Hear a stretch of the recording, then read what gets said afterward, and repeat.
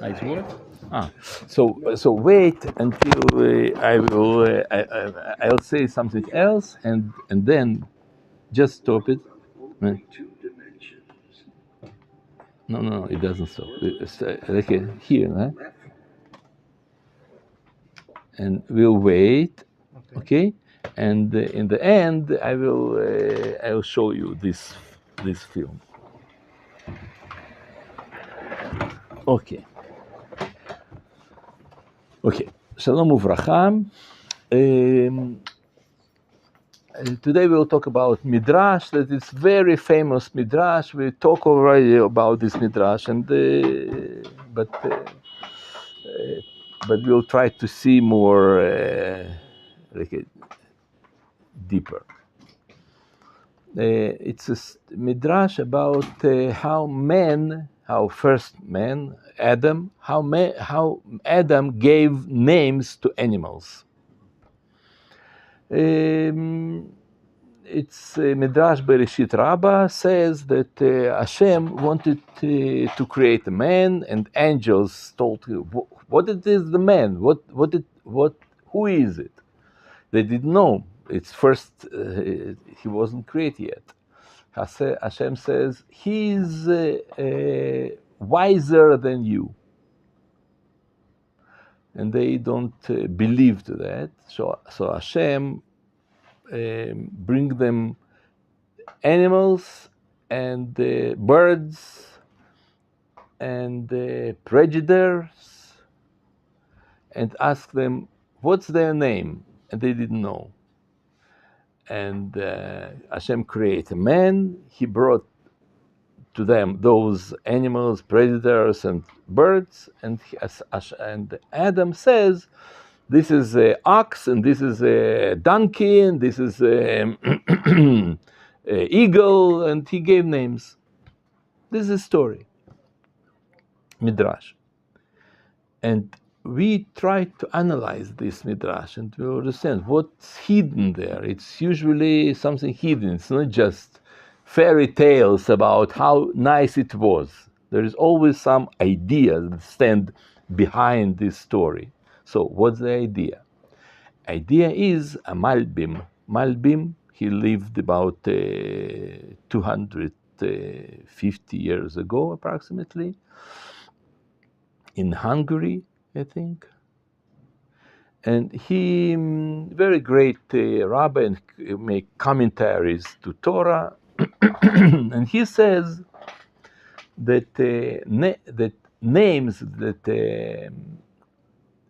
Adam gave, it wasn't just some new, like a nice name or poetical talent he has to say, this is ox and this is donkey, and they didn't know how to say that. No, not this is the story. Story is that man analyzed himself, and he recognized that those characters, they consist in his soul. His soul consists them. It means all of them they exist inside of him. Inside of him there is lion and tiger, and when he wants to show, when he realized that he has in himself loyalty, it creates in this world a dog. When he discovered that he has something like ability to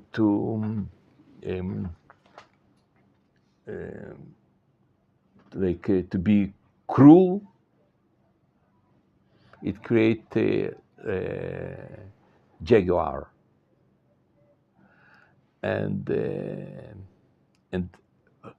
Malbim says, if you see ant, you say ant? Yeah. Ants, it means that inside of you there is some power of moving, of be, I don't know how to say it in English, zrizut. Zrizut, it's... alacrity. How saying? Is it Alacrity. alacrity? Alacrity. Alacrity? Yes. What's that? Zirizut. Zirizut is like Ability to move quickly and to do things in this all the time and zirizut. Yes. To do quick and effective and yeah. So that is the idea. And then he says, not only animals, but all creation was already exist in soul of a man, of Adam. And Rav Kook says also the same. What it means? It means that that all the world that we live in, we perceive this world as something external to us. We're not aware about that. We don't believe even in that. But we relate to the world as something external. And that comes from nature, and nature approach us, our nature approach to world, and also because culture said to us. You probably remember this expression of Shakespeare in Machshmo. He says, all the world is a stage, and all people, men and women, they are an actors. They have their entrance and they play their roles, and they have their and they get out of this world also. Like we are an actors in the world. Like it means it's look like a stage in this with scenery, and this stage is stable. It's like this world and the sky and trees and the nature, everything, and people, men. We came here and we'll go from here one day. But nature will stay here forever. And that is not Jewish approach. It's Goyish mistake. Why? Because Torah says to us that all the world Hashem create for you, for men. Chayav Adam lomar bishvili nivra olam. Everyone has to say, for me this world was created. And you should be responsible of this world, of your life, everything that happened to you. The world is not external. Our world is reflection of our soul, of everything that we see in the world. It's reflect what we have inside of us. And like animals, they represent what kind of character, part of character, exist inside of us. And the big provement of that we can see in quantum physics. You know, it's interesting that that a lot of things Judaism says, all the world usually don't accept it, and they start to argue with us and even laughing on us, and they don't believe. But as more civilization developed and people became more and more clever and more wise, they start to understand that what Judaism says 2,000 years ago, 3,000 years ago, it's true, it should be like this. I'll give you a few small examples. There was a Greek philosopher, his name Parmenid. One of his famous expression that all philosophy was established on that. His his expression says, he says like this: from nothing won't come nothing. You laugh, right? Why? Because it's obviously, right? But he says, no, it's not obviously. Think deeper. Everything that you think that it comes, what this expression says, that from nothing won't come anything. What he meant, it was it was contradiction or controversion to what Judaism says. There is something from nothing. Yesh me'ayin, we says. All this world was created from nothing. And he says, no, it's impossible. From zero will never go one. And nothing, not just one, nothing. Okay? That was his approach. And each time that Judaism used to say that this world was created by Hashem from nothing, they neglect it. They say, oh, it's a shtuyot.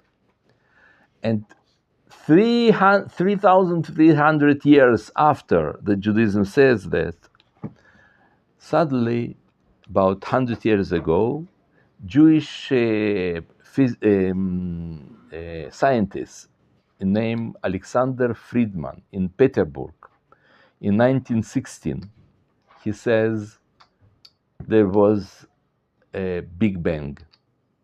This idea of Big Bang, it comes from Jewish professor in Petersburg. And only 13 years later, Irving Hubble, he says, he checked all those things and he says, yes, it's true.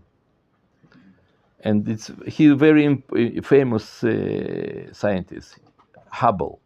The telescope in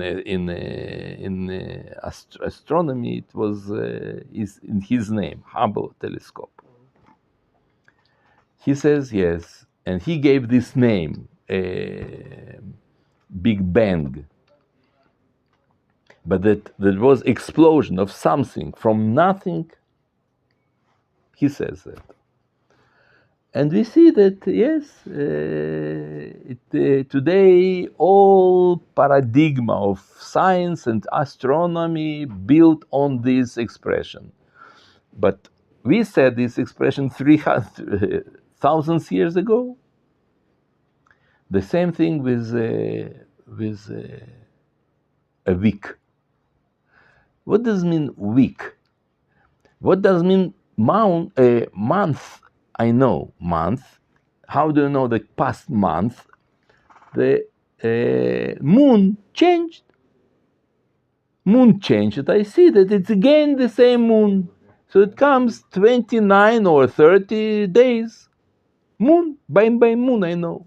The year passed. How do you know the year passed? Also, no, not because of moon, because of stars. Stars, they change. And now I see that the same star that was 365 days ago, I understand that it's New Year. And how do you know about it? A week. Okay, a week. You don't. Exactly. There's no except for Judaism. Exactly. There is no such evidence of a week. Mm-hmm. Nobody knows. Why a week? Why 24 hours? I know. Because Earth turned, and then I see again this sum there. There is something that proved me that passed away 1 day. But why week? Why week is 7 days and not 6 and not 8? It's because some small group of Jews in the Middle East, in some desert in Beersheba, they decided that it will be 7 days. And all the world, think, all the world, like in China, in Africa, in Taiwan, in Russia, in all of them, they suddenly start to obey to this Jewish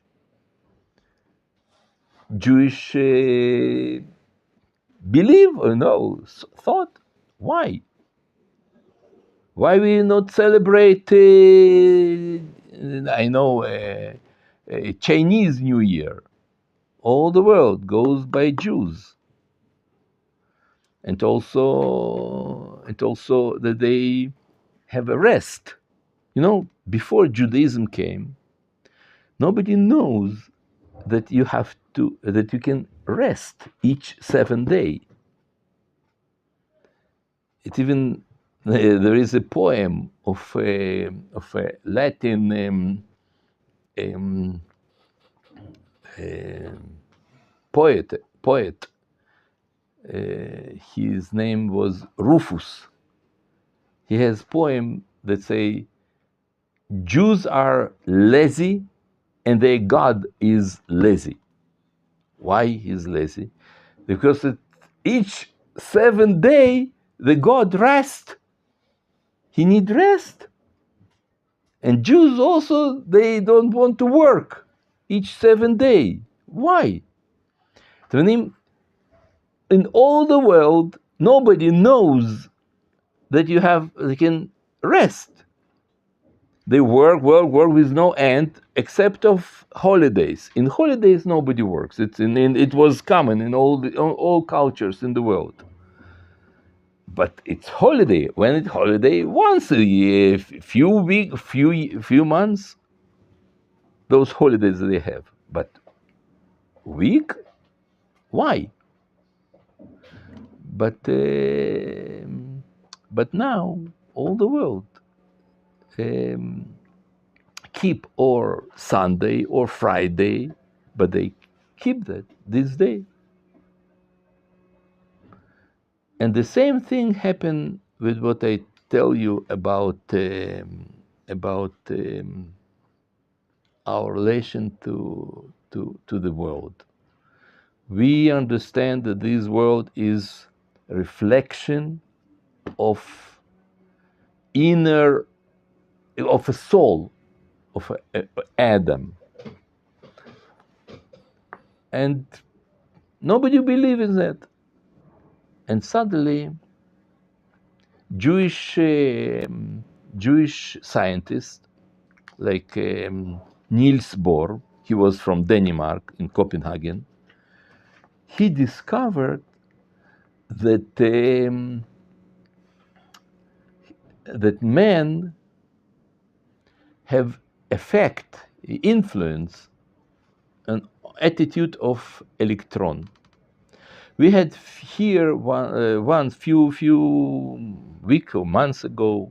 We had movie about that. Remember, I showed you this experiment, but who didn't see it? I'll tell you shortly again.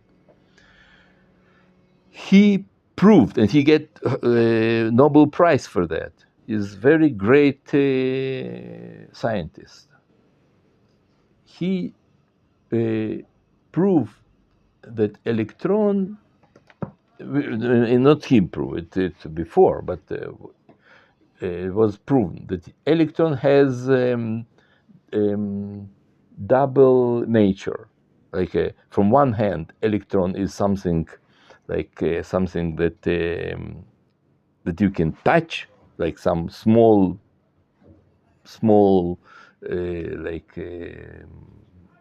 piece of matter, or electron is a wave, like light. People thought always that the light is small pieces of photons. They move, but later they proved that photon is also wave. It's not only some small piece. And then they understood that it's not only light like this, but everything, any matter in the world, it can be or wave or matter. And it's not matter, it's a corpuscle, something like that you can touch. Corpuscle, you say in Italian? How is it in Italian? Corpuscolo. Corpusculo. No, in Russian it's also like this. How is it in how? Tangible. In English? How is it in English? Corpuscle. I don't know. Tangible. Tangible. It's Interesting. Something that is you can touch. Yes, theoretically, because you cannot touch electron. It's even at atom we cannot touch. And corpuscolo. what it says? It's It's corpuscolo. corpuscle. Also in English, also in corpuscle. I don't know. Oh wait, is this corporeal? You have this word corporeal. Corporeal, something that it's touchable theoretically, right? Okay, corporeal. Okay. I guess I didn't use it. No. And what they discovered that all matter in the world, it's really can be either wave, either corpuscular, and this something touchable. And they was very amazing by that. But the more surprise was that they understood the man can influence to electron to be not wave, but be something touchable, like a corpuscle. And they were it was very strange for them. And when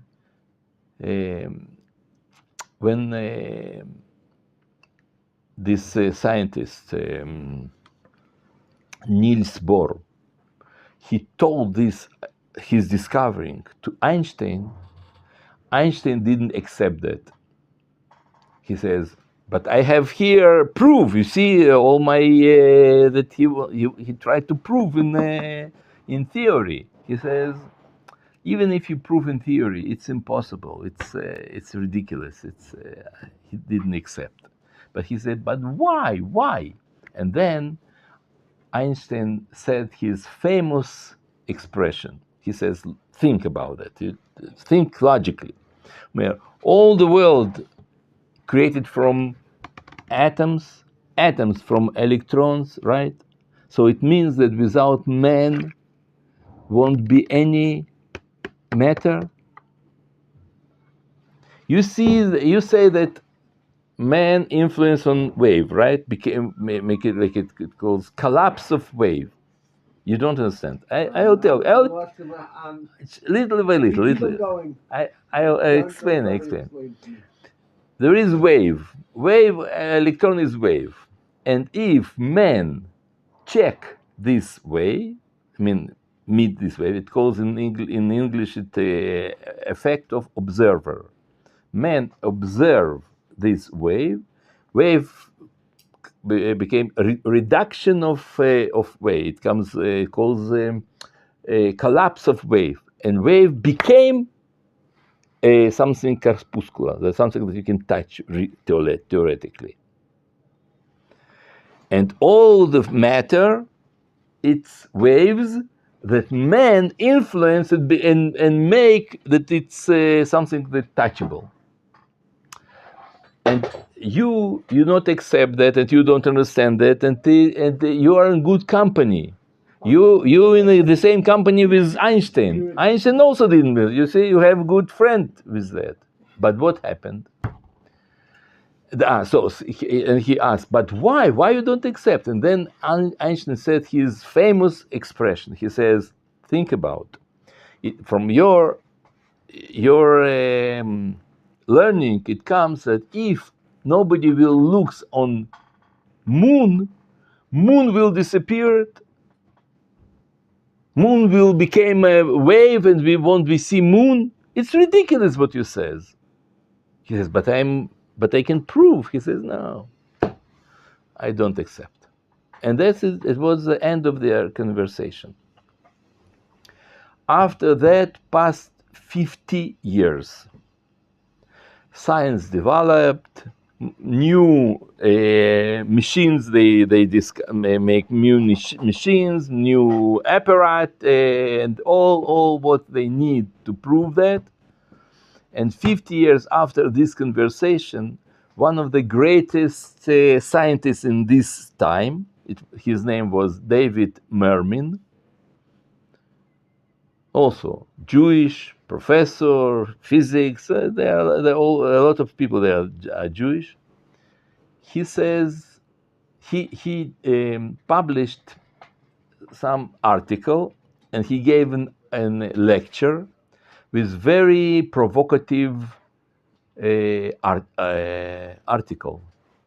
What the name of this article was? Listen. Is the moon there when nobody looks?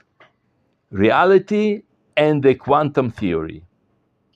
It was published in April 1985 in Physics Today.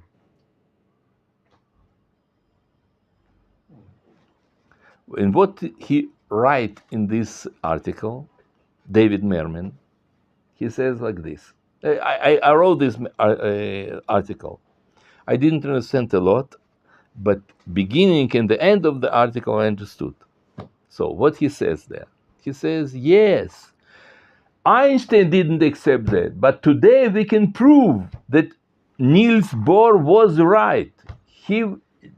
That was justice with him. If man won't exist, this world will be as a waves and won't be physical, not be that you can touch. And he says, you probably think that I'm saying like fairy tales, right? I'm saying something legend. It's not true. He says, but if I will force to summarize this idea of quantum physics, it will be like this. Listen, what he said.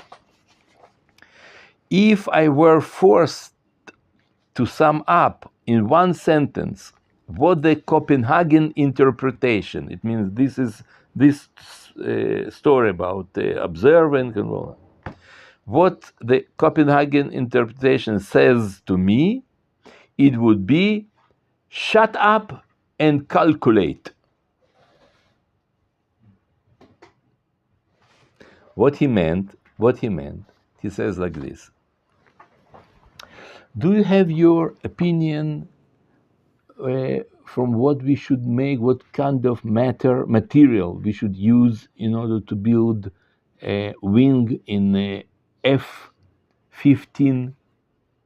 You know, there is aircraft in F-15E. You have your opinion from what this wing will be built? No. Why? Why? You have no idea about that.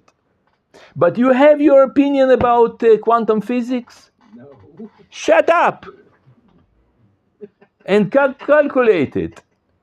He says, why you think that, wow, it's impossible that, but Einstein also said the same thing? Yes, but it was 50 years ago.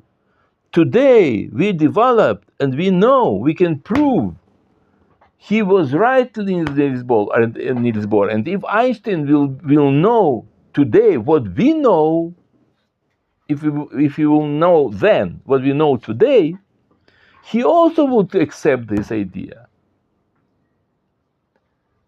Our world is reflection of man conscious, man's soul.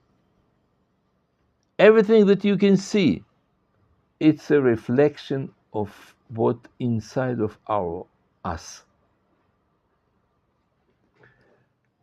And I know that it's very difficult to accept that. But Torah said that to us. In Torah it's written, if you remember, it's written, אלו תולדות שמיים וארץ בעיברם, וכל שיח השדה טרם צמח, and there was no plants, no animals, no nothing. Why? It's written, because there is no man who can worship. Worship, it's not work physically, yeah? And then it says, I'll read it to you in English. In Hebrew. אלו תולדות שמיים וארץ בעיברם, ביום עשות השם אלוקים ארץ ושמיים, וכל שיח השדה טרם היה בארץ, וכל עשב השדה טרם צמח. כי לא המטיר השם אלוקים על הארץ, ואדם אין לעבוד את האדמה. And Rashi says, what does it mean, the Adam ein? Rashi said, because Adam didn't think about, he didn't perceive. ולמה לא המטיר, ומה הטעם לא המטיר? Rashi said, why Hashem didn't bring rain? And rain, we talked already, if you remember, that rain is also the same word in Hebrew as a matter. גשם. לפי שאדם אין לעבוד את האדמה ואין מכיר בטובתן. He doesn't knowledge, he doesn't know what's the meaning של גשמים.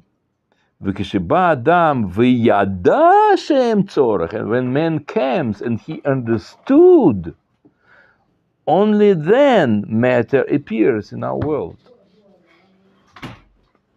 And again, I aware that it's difficult to accept it, but Torah said that to us. And a lot of sources, they say, all this world exists only because a man here. It's not, he's not a ghost here. Not ghost, ghost? Ghost. Like a guest. He's not a guest here. A man here, it's this is this, like a source, the essence of this world. When our world is not external to us, it's reflection of us. And that's why I brought you here some small film, like, show it please, that we will, yes.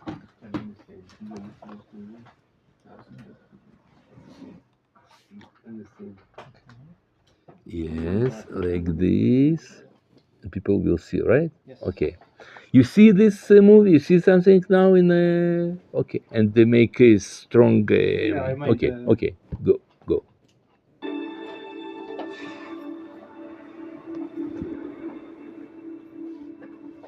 Welcome to Flatland, a world of only two dimensions. Only forwards and backwards, left and right. In this world, there is no up and no down. I said to Ray, where's Dottie? He said, well, she's out in line. What the flip is that thing? In this world, the two-dimensional beings that live here have no concept of three-dimensional objects. These two-dimensional flatlanders have no understanding of cubes, spheres, tetrahedrons, or yours truly. From their 2D perspective, my 3D finger looks something like this. What the matter does that?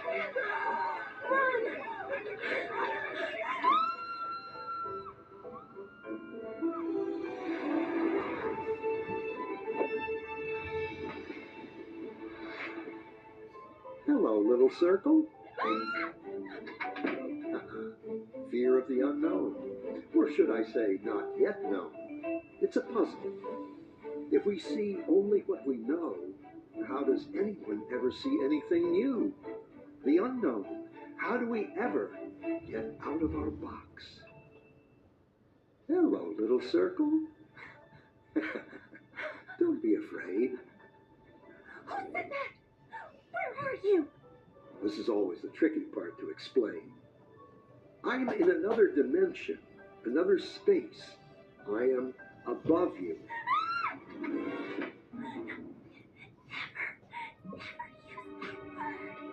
What word? Above?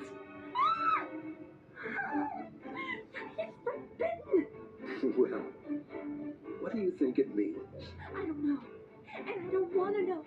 You can be severely punished if you use that word.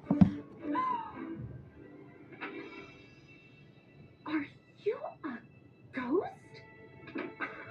I hope not. I just have a different perspective than you do. I can see things in a way you can't yet. Oh, yeah? Like what? Well, okay, you have a safe hidden in your pantry. And inside it, you have 12 coins, a will, and a passport. How did you know that? What are you? Are you a god? Well, no more than you. You see, since I am above you, in the third dimension, I can see inside things in your world. Third dimension? You are a crazy ghost. There's only two. Look.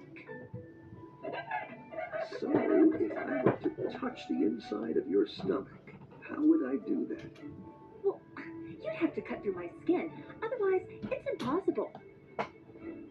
Stop!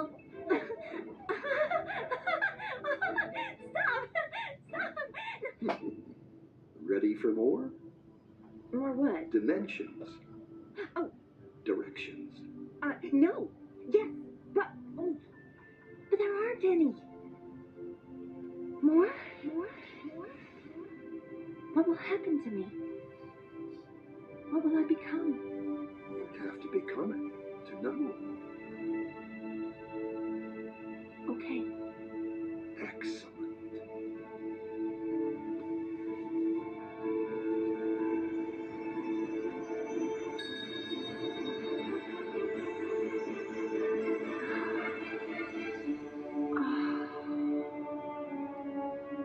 I never knew.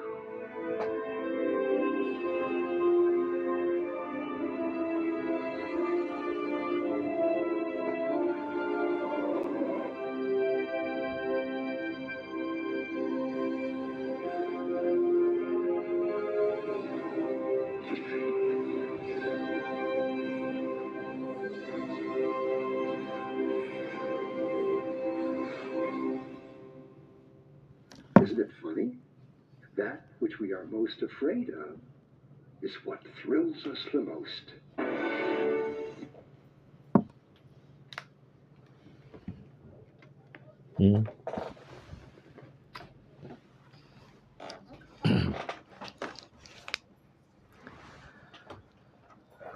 I think this movie about Chazara b'tshuva, like someone became believe in God. We live in a world that they say, no, there is no God. Where? Show me, where is it? Nothing. There is no. And the Torah comes from above. It shows us, no, what you see here, it's just 3 dimension. But in Einstein said that there are 4 dimension. Today we'll talk in the theory of streams about 11 dimension, M dimension. There is M dimension, and our world it's much more deeper and what we think and what we perceive. And Torah comes to us and show what is really our life is. And that's why we understand that when we learn Torah, we'll not learn something about people that lives 4,000 years ago, or what way they went out of Egypt, or when we live here, we always discover ourselves. We meet with ourselves by our life, by events that happen to us, by thought that we think. All that is oneness that that like you don't feel your kidney, but you know that it exists there, but I don't feel. Okay, so that you don't feel, and someone who didn't learn anatomy, he doesn't know that he has a kidney. Our children, they don't know. Okay, but that is science. Science tell us, but it's not something external, like not sun and moon and stars and atom and electrons. All that is all different ways of our appearance in this world. And when we learn about ourselves, who we are really. And that's the way how we discovered Hashem, by us, through this world. Okay, we'll stop here.